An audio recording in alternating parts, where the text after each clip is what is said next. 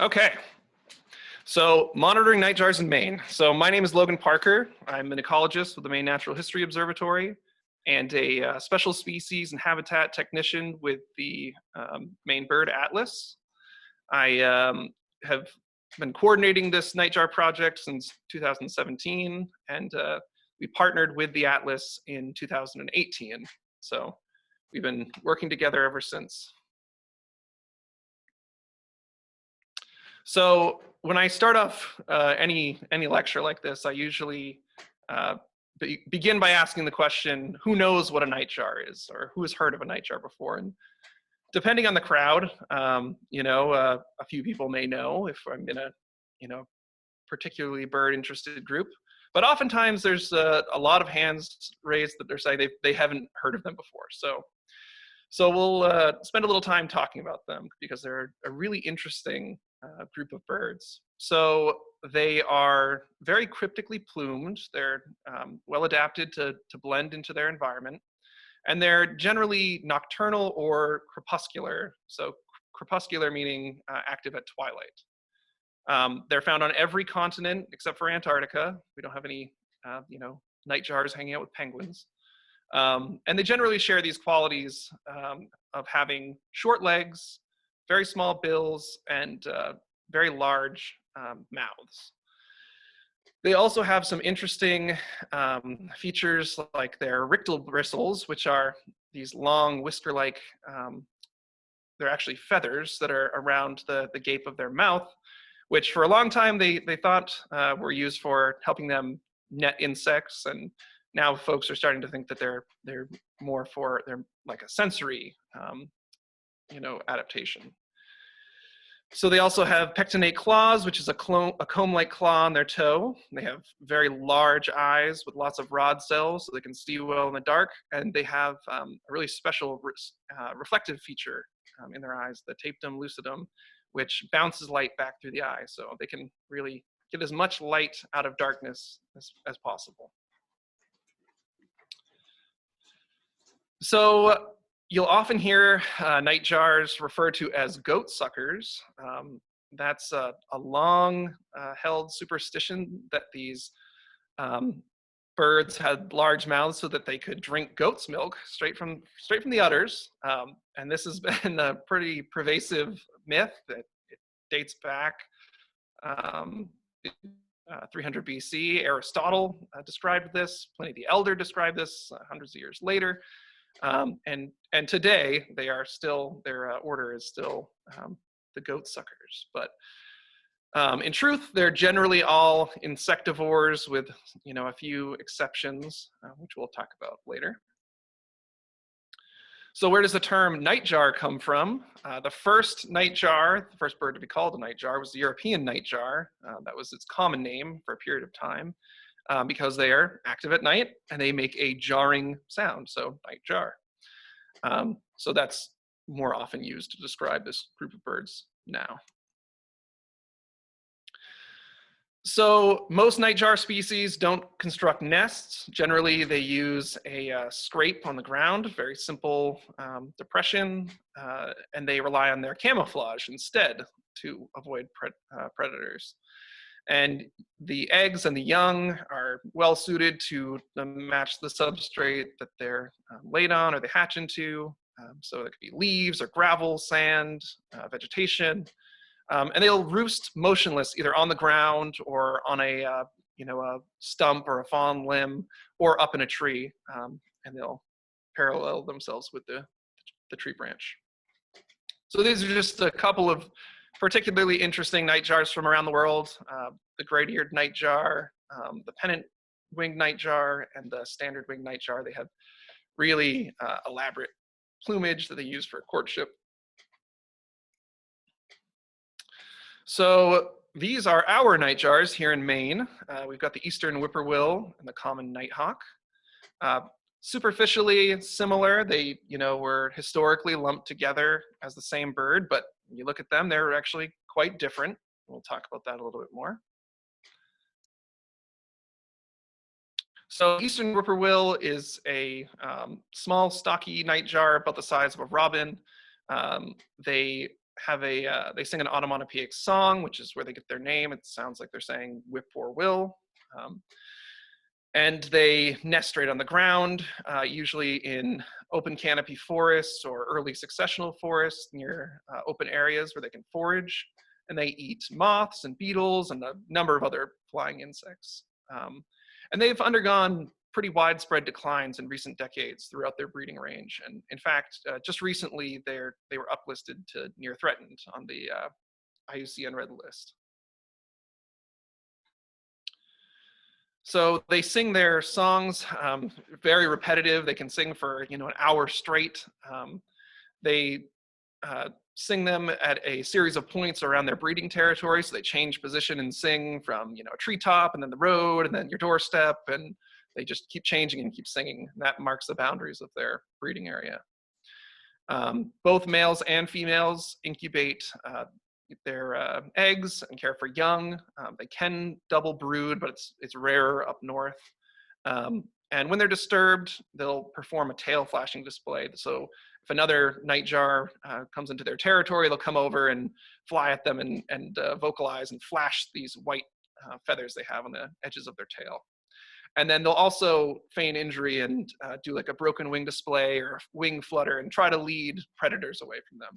So I have a recording here. I'll try to play it. We'll see if it'll work. If it doesn't, I'm sorry, but we'll give it a go.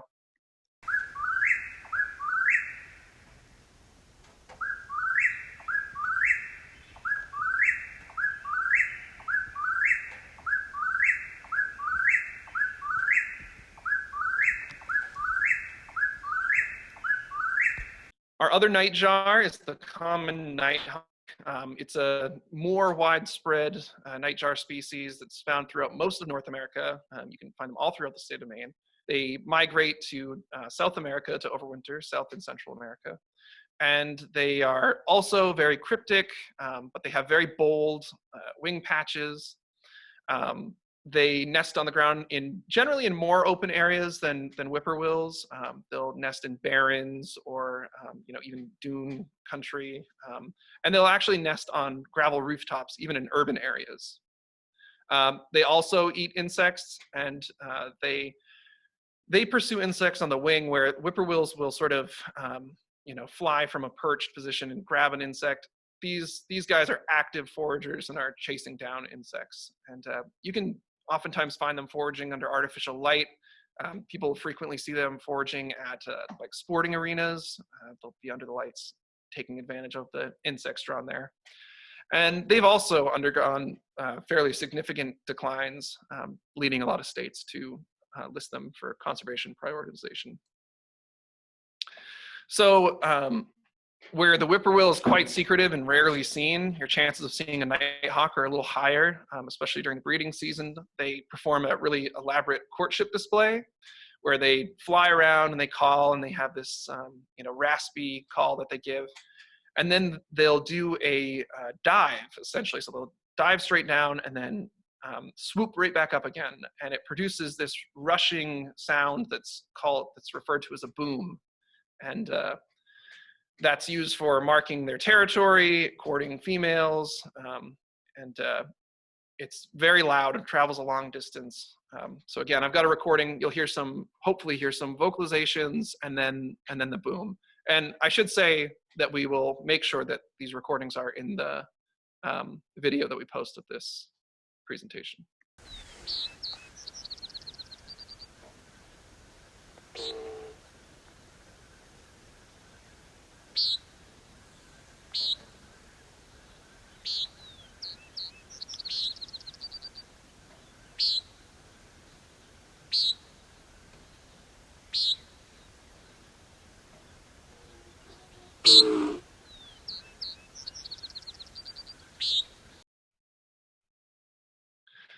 All right, so I said that we have 2 nightjar species, and that's largely true, but we gotta make mention of this one too.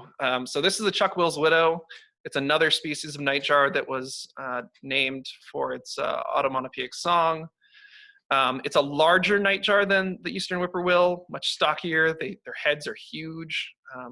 They also are primarily insectivores, but they also will eat small birds during migration and bats. And actually, while they're molting, they've been seen hopping around and eating frogs. They've undergone a range expansion in recent decades and have been moving further north.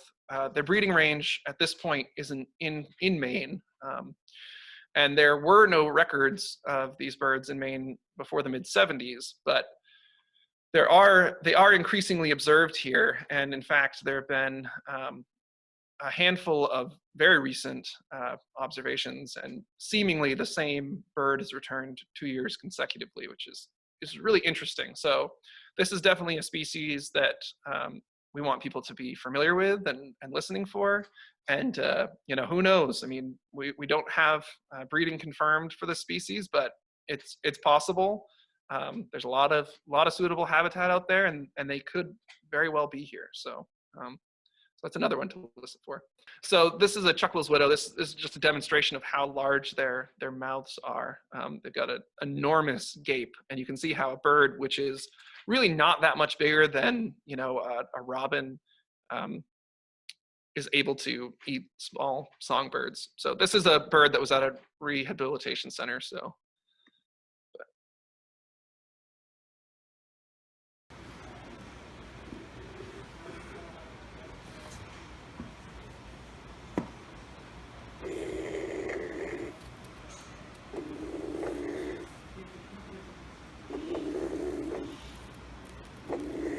So yeah, just a really impressively large mouth. All right, so other species. So when we have folks out listening for whippoorwills and nighthawks, there are a number of other species that are active that, you know, if people are familiar with these species, we definitely want them to document them. And in fact, we can get some good atlasing data while folks are out doing these nightjar surveys. So, you know, we have the American woodcock, a number of owl species. A lot of the thrush species will sing late into the evening. Some of them will actually sing after the sun sets. Chimney swifts will forage really late in the evening as well. So, yeah, there's a number of other species that are out and active, and we certainly would like records of, but we could talk about more about how we'll collect those records. So get ready to use the chat, because I've got kind of a little exercise here, a fun thing. So what do you think, while we're doing these surveys, what do you think is the most reported species while we're doing these twilight and nighttime surveys? So put your answers in the chat, and I'll give you a few seconds to enter that. And Glenn, how about once we have a handful, you can read a couple of them off to me.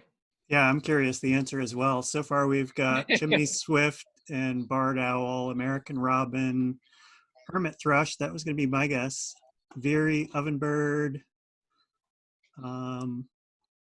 hermit wood thrush, barred owls. Great. Well, those are great guesses, and at least one of you did get it right. It's probably not what most of you expect, and it's certainly not what I expected, but the most reported species is this one right here. So the ovenbird is our most reported species during our sunset and moonrise surveys, which we'll talk more about in a second. But yeah, so the ovenbird is a really interesting species because it vocalizes during the day. It, you know, does the really familiar teacher, teacher, teacher call. But they also have a nighttime song that they sing. They actually do a sort of a courtship display from the treetops, and they have a really strange jarbled song that they sing. And actually, this is the species that we see the most reports of in these surveys.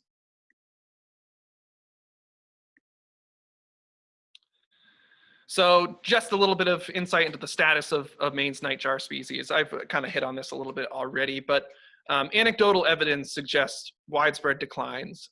Lots of folks are saying that, you know, they had them on their properties, they had them at their camps, they were, you know, common, even annoying to some people. But Nowadays, they're much more uncommon. They're still locally common in certain areas. You can go to places where there are known nightjar hotspots, but they're not nearly as widespread as it seems they once were.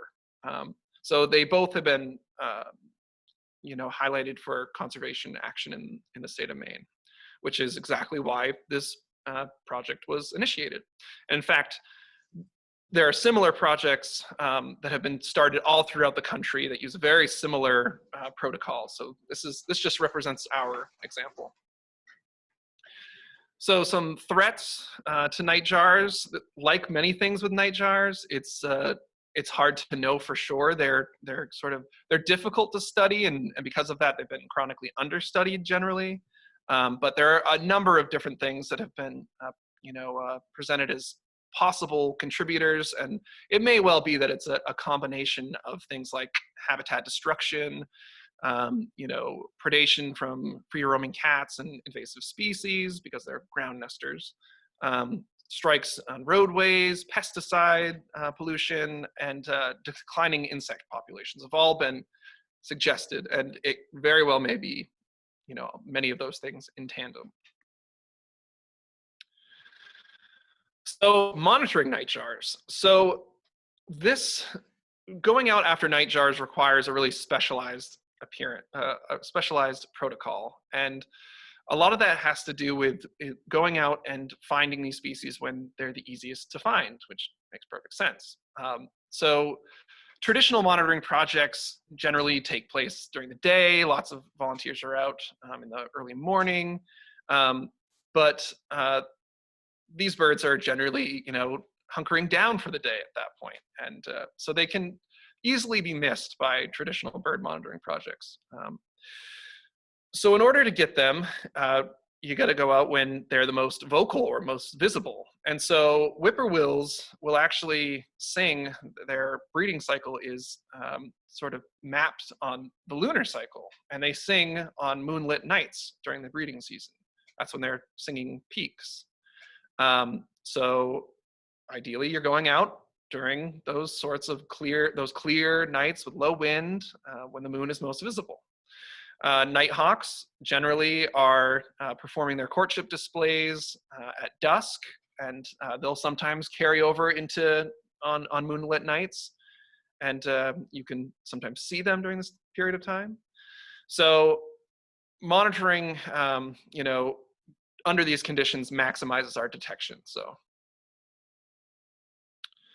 So this project started in 2017 to collect observations of Maine's nightjars to inform conservation management practices.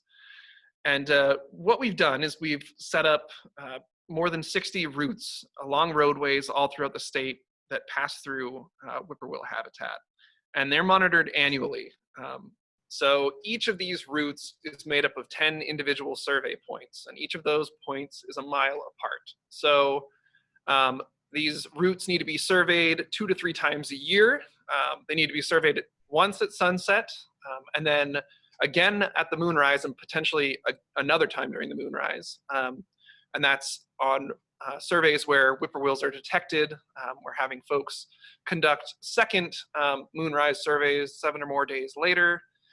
That's so we can use that for some of our analysis, but also for upping our surety of breeding in these areas.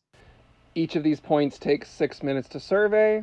You're just doing passive listening. You're just standing and writing down everything that you encounter. And then you're recording all of the species that you observe that you're able to confidently identify. And if any breeding behaviors that you happen to see or hear, you're documenting that as well. So timing, it does depend on where you are. So in southern Maine, routes that are from Augusta south, you're going to be conducting your sunset surveys between the 15th of May, coming right up, to the 30th of June. Moonrise surveys are conducted during a lunar cycle. So there's 2 lunar cycles generally each year. Some years there's a third, because obviously the lunar cycle changes from year to year. But the first cycle is from May 29th to June 13th. The second cycle, very short one this year for southern Maine, and that's June 28th to the 30th. These are timed to meet with the arrival of these nightjar species, so we're giving them time to actually reach their breeding grounds rather than when they're first arriving. So that's why there's a delay to let these whippoorwills move into those areas. And then generally singing starts to wind down as the season goes on once they've started either incubating or they've moved on to actually raising their young. The males aren't singing generally. So by June 30th, southern Maine, things are starting to become a little more quiet. Northern Maine, the sunset surveys are anytime between the 25th and the 15th. Again, times to give, it's a little bit later because it takes longer for them to reach these breeding grounds. There's a lot more time this year for doing your surveys in northern Maine. Again, these are routes north of Augusta, north or east of Augusta, I should say. The first cycle it's a little bit later, so May 29th goes until June 13th, and then the second cycle, there's a full second cycle, which is June 28th through July 12th. And again, those cycles are times when the moon is 50% or more illuminated. So daily timing, sunset surveys are generally conducted. We ask folks to start about 45 minutes before sunset, and they run about 45 minutes after sunset. This is a pretty active period of time. Again, we're hoping to get Nighthawk observations during this time, but there's also a lot of active thrushes. There's warblers still active. So this is the busier survey window. And again, you're recording only the species that you're able to confidently identify. And we do have a number of training materials online, so we can help you hone in on a couple of those species that are likely to be singing then. And then moonrise surveys are done. They have to be at least 15 minutes after sunset, and they have to be completed before 15 minutes before sunrise. Only when the moon is visible above the horizon and when the moon is 50% or more illuminated. So there are a couple of factors all coming together for this. So essentially, you need the moon to be visible, and the timing of the moonrise changes throughout the season. So a lot of times our volunteers will time their surveys so that they can go do a sunset survey, they take a 20-minute break, and then they can go out and do their moonrise survey.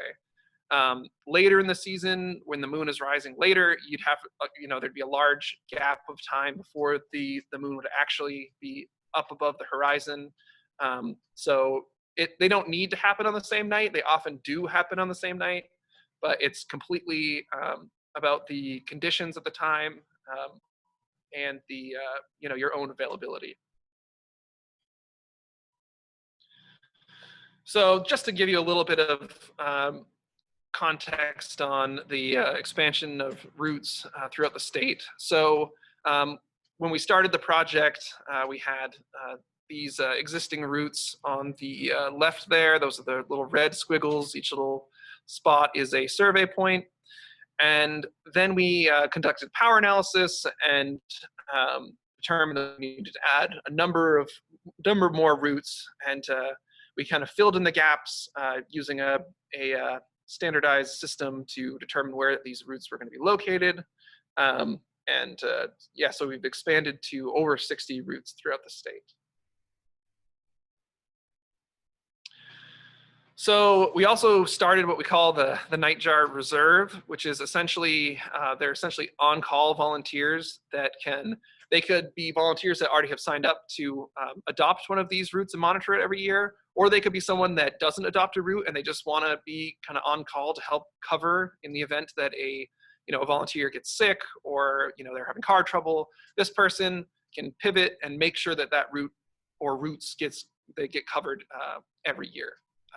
So we have a volunteer sign-up portal on our project website, which we'll talk about soon, but where you can you can say if you'd like to join as this type of volunteer and designate areas where you'd be willing to cover. And then if no routes become available, we need people to go out and do some atlasing for some of these species. So atlasing for nightjars is, like anything to do with nightjars, is a little bit different. It requires a little extra effort, but it's a lot to do with timing and going out when the conditions are right. So we're certainly looking for folks who'd be willing to make observations of these species, nightjars and other species that are active either at dusk or nocturnal species in their own atlas blocks or in local areas. And so we've put together a number of resources on our project website, which is mainenightjar.com. There are species profiles for a number of the species that you're likely to encounter with recordings, so you can listen to them. There's a quiz, so you can test your identification skills. And then we have a lot of our project materials with guidance on what to look for and where to look for things, all up on that website. So I should say that confirmation of nightjars is pretty rare.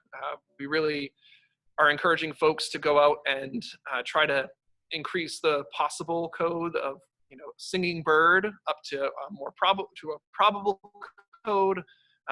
For whippoorwill, that might just be getting the bird singing again 7 days later. And the nighthawk, they're fairly conspicuous. So when they're out displaying, you can get them as a courtship display. So those are really great records for the atlas. So just to give you somewhat of an idea of the spread of observations of these species in the atlas so far, it's pretty sparse. We certainly, let's see, we've got 3 confirmations for whippoorwill so far, and I think 4 confirmations for nighthawk. And with some extra effort, we can fill this out quite a bit more. And the data that we collect during the formal monitoring project is going to end up shared with the atlas. So a lot of that is going to carry over. So no matter how you're participating, you're helping out the atlas, which is great. Just a little bit of additional information about special species surveys in the atlas. Nightjar monitoring isn't the only one. There's the Adopt a Marsh program where folks sign up and survey marshes throughout the state. They're making three visits each year, or 3 visits in 1 year, and trying to document some secretive marsh bird species. There's an owl monitoring project going out looking for vocalizing owls, and then there are a number of nest box monitoring projects where we have guidance and sometimes materials available for folks that are looking to set up nest boxes or artificial nests in the case of cliff swallows. So that you can get in contact with Glenn or myself about if you're interested in participating in any of these projects. So some additional resources, we can copy these links over from these slides into the chat after, but mainenightjar.com, like I said, it's got a lot of information on nightjars, but other species as well. There's, the Maine Bird Atlas website. Special species has its own page on the website. And then there are a couple of different, websites for honing your identification skills. And I'll just show you guys, hopefully you're seeing this. So just to give you an idea, this is mainenightjar.com. You can go on, I'll show you an example of the one of the profiles. So you can go on, click on any of these profiles, and you can see there's a lot of information on the breeding behavior of these species. There's sample vocalizations to listen to, safe date information for the atlas, and just some information on the likely codes you'll use if you're atlasing. And then we have, let's see, yeah, we do have blogs that we post regularly with lots of interesting information about nightjars and other species. And then on the volunteer tab, there's a sign up right here where you can go through and put in your information. And then also really important, here's our route map. And this map here shows the remaining available routes. Hopefully it'll come in here. So each of these little whippoorwill icons represents the general area of a route. And as you can see, there's not that many of them left up there, which is great. We've had a lot of volunteer interest this year, and our volunteer team is, the backbone of this project, and it's really grown. And we're lucky to have a lot of volunteers that come back year after year. But if you're interested, there are still opportunities for you to adopt one of these routes. And we also, like I mentioned, there's the Nightjar Reserve. So it's fully possible that, our volunteer in, Biddeford ends up, having a conflict. We might need some help down in Biddeford, or, the same could be true of a route near Bangor. So I definitely, if you're interested in actually doing some of the surveys, that's great. Joining the reserve would be awesome. And then additionally, as I mentioned, we have the guidance for making observations of nightjars in your own backyard or in an interesting area, an area that you think has good habitat. We've got that information for you, so you can do something a little more informal, and it's helping out the atlas. So still super, super valuable. So with that, I'm going to stop the screen share. And I think we can move over to questions. We've got about 15 minutes or so for questions. And Glenn, if you want, you can just read the questions off to me. That'd be great. Yeah, so the first one is from Kate about whether there's any courtship behavior we can look for besides the boom dive for nighthawks. That's a great question. I'm getting my video back on here.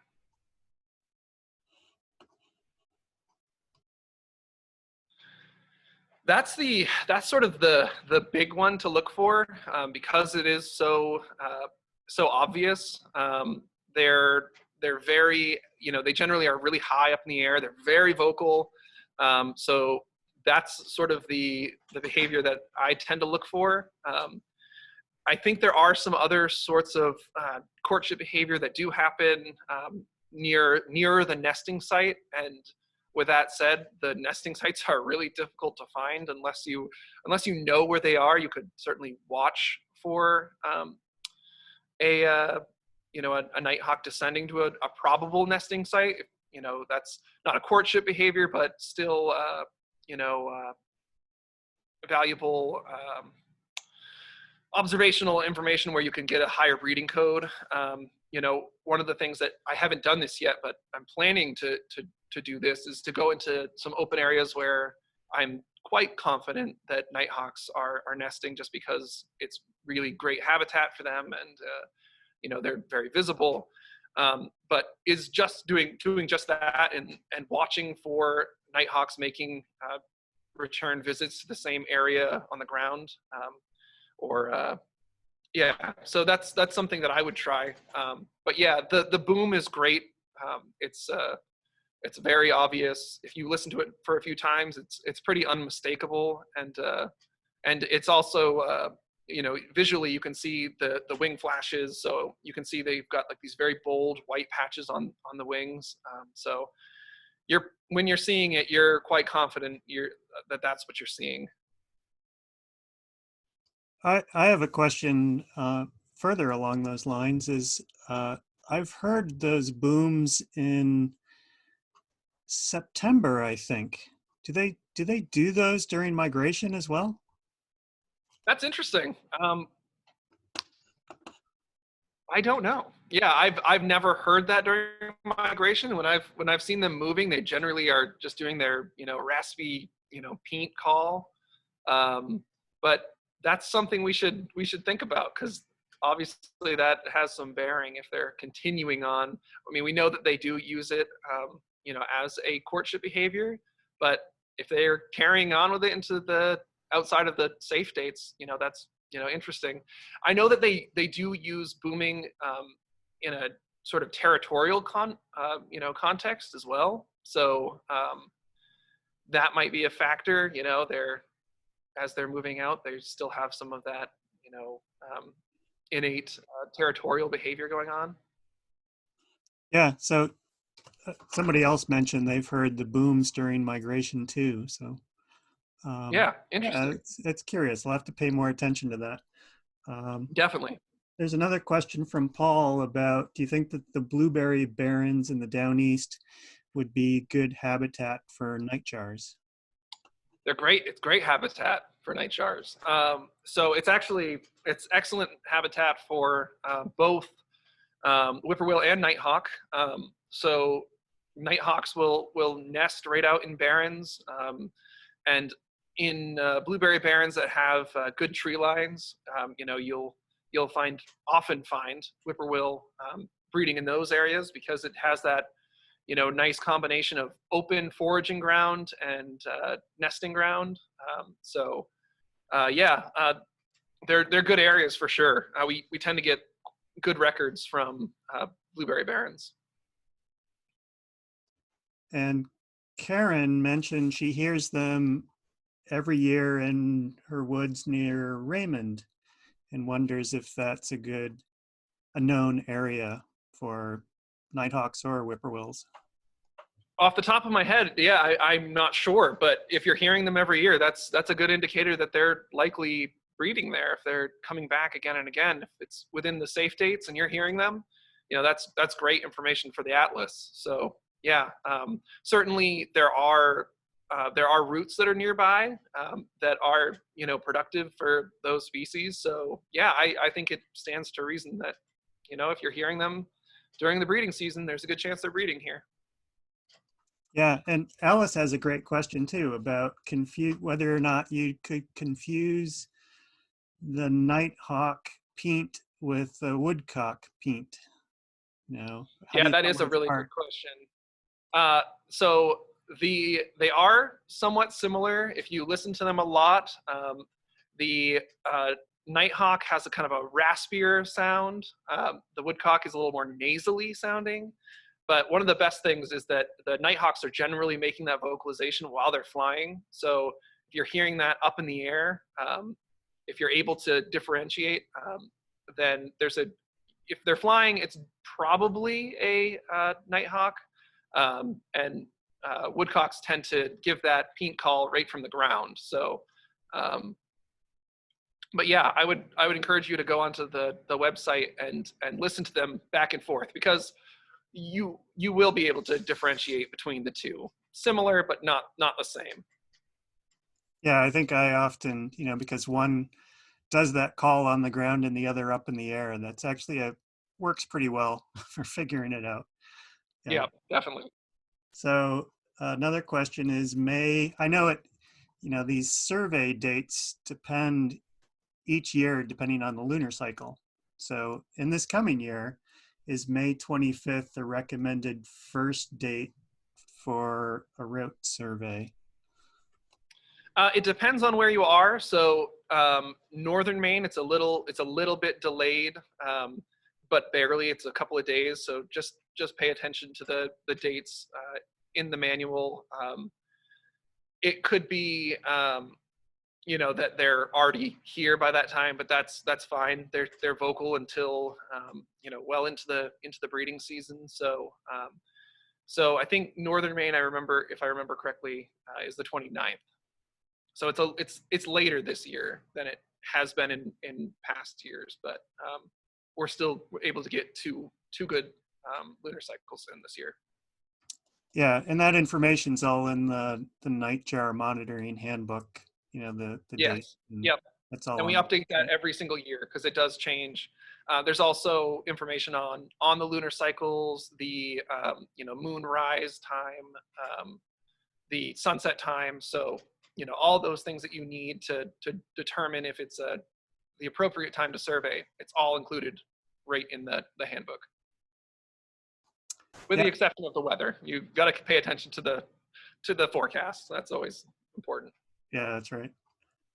And then Kate says, it feels like the bugs are late coming out this year. Do you think that will delay nightjar breeding behavior after they return, or delay them coming into the state?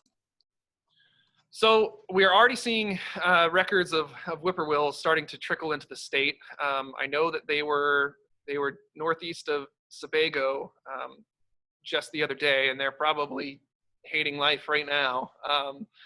Nighthawks come in a little bit later. So yeah, that's a good question. I think where this year is already fairly delayed, I think we're gonna be fine. So last year we ended up starting the surveys and then waiting a couple days because it was things were moving into the state a little bit later, but where things are already moving pretty well, by the end of this month, I think we should be fine.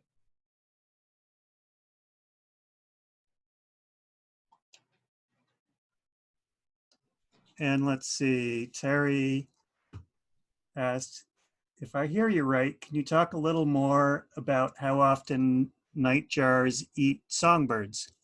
I don't think, well, I can't say for certain, but they have been able to determine that Chuckwills Widow, which is the largest of the nightjars that you find around here, and again, pretty rare even around here, but that during migration, Chuckwills Widow have taken very small passerine species. I don't think that anyone's ever found whippoorwill or nighthawk consuming small birds. I could be wrong, but in my reading, I have never come across that. So insects are their primary part of their diet. I think when a Chuckwills Widow is sitting on the ground and looks up and sees the silhouette of something passing between it and the moon, or the early light of day, they think it's a large moth. They fly up and grab it. It could be a small bird, but I don't think it's very common. I think it's more of a rare occurrence than anything. So if the moon is full but the sky is overcast, Good question. Does that limit vocalization? So it's thus not a good night to survey. Yes, it does. Yep, 100%. So the moon light is the driver of the vocalization. So yes, it's really important to go out on a clear night. I mean, if there are a couple of scattered patchy clouds, that's not so much of an issue. But if the moon is blocked out by clouds, you should hold off on surveying. And I've had nights that were forecasted to be good nights, and clouds roll in and you can't survey. It's really quiet. But yeah, just ideally you're going out on a night when things are very clear, calm, those perfect conditions. And in that vein, it's important to kind of, if you see a good night, it's good to go for it, because there are stretches of bad nights that end up stretching right through the end of the lunar cycle. So if you see good conditions and you're available, yeah, go for it. But yeah, so great question. And I guess along the same lines, if it's partly cloudy, and can you wait for the moon to become visible? Of course. The cloud to move away, and then Yep, definitely. keep working on your survey once it's visible. Yeah, exactly. And so our system is, if it gets to the point where you have 3 survey, let's say you go out, it's been pretty good, and the clouds start to move in, and you survey a point where the moon is starting to get covered. If you have 3 points that are like that, where the moon is blocking out, partially, the clouds are partially blocking out the moon, then we ask that you resurvey on a different date. So if you're at a point, let's say you're doing a survey and there's a passing cloud moving through while you're in the middle of your survey, that's okay. But it's just you want to avoid it when things are really blocked out. And what about, do you know if nighthawks are still nesting on roofs in Maine? Because I know, Charlie mentioned that a lot of gravel roofs are being converted to rubber, and rubber's probably not suitable. So do you know of any roof nesting? I don't know of any recent records. I've read some historic records, and it probably does still happen. I'm interested. We have some routes that pass through more developed areas in southern Maine, and they do pick up nighthawks. So I do wonder if that is a factor there, that there might be some gravel roofs still around. But they do not do well when roofs are switched over to rubber. It can get the eggs too hot. They roll. It just isn't suitable anymore. So one of the things I've heard about people doing is that once they've rubberized a gravel roof, they'll set up a designated area, a designated patch or two of gravel, and that's suitable for nighthawks to continue nesting at the site if they have that habitat, that nesting habitat still present. But yeah, I don't know of any existing records off the top of my head, but if others know of them, I'm definitely interested to hear about that. So that's where atlasing comes in. That would be great. So I'm not seeing any other questions, but I have one. Sure. But if anyone, it's kind of last call for questions in the chat. If you've got a little bit of time while I see if I can stump Logan with this one. So my question is, we kind of know that nightjars are declining in the region, and we're doing some monitoring surveys to really figure that out, how what they're doing in Maine, and that makes a whole lot of sense. And I'm wondering if there are some next conservation steps that might be useful to be moving into in Maine. And I'm just wondering your thoughts on kind of the next steps in Maine for this. Yeah, well, I think, a lot of that is going to come down to, we need to understand the driver of this decline to really know exactly what to do. And I think we're getting valuable information to that end. We want to know where these species are still, still somewhat abundant. Obviously, those areas would be high priorities for conservation. And there's work that's being done to create habitat now for whippoorwill. That's sort of a new thing, but habitat can be managed for these species because they're sort of a transitional species that once a forest matures to a certain point, they're generally not nesting within those areas. So I think that there's definitely some next step work that can be done, but also working with other organizations that are doing similar studies and understanding this from a larger scale, and figuring out where our whippoorwills are, or whippoorwills and nighthawks, I should say, where our nightjars are going during migration and where they're ending up in the winter. There's quite a bit of wintering ground work that's being done, but within the state, conservation is going to be key. Conservation of the breeding grounds, and then looking into those other drivers of decline. See more questions popping up? Yep, we do have one more. All right. How precocious are nightjar chicks? So yeah, they can move around a little bit. Weirdly enough, so I mentioned that that nightjars have small legs. They can kind of like waddle across the ground. But the chicks are actually quite a bit more mobile. They can kind of run along. So if you were to disturb a nest, you might see the incubating or brooding adult go over and start doing a distraction display, while the young will scatter. The little downy young will just take off and hide. And then they'll often relocate to a new nest site or incubation site. So yeah, that looks like all the questions we've had.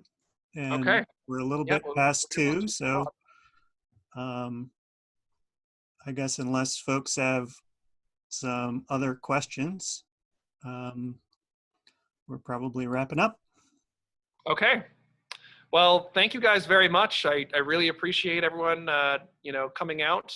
Like I said, we'll be posting this sometime next week. I'll send a link out to everyone and hopefully share this around. I hope to hear from some of you guys. I hope that you'll go out and maybe adopt a route or do some atlasing in your local area. And feel free to let me know if you have any questions. Certainly reach out, and we'll get you out getting more familiar with these species. Thanks, everyone.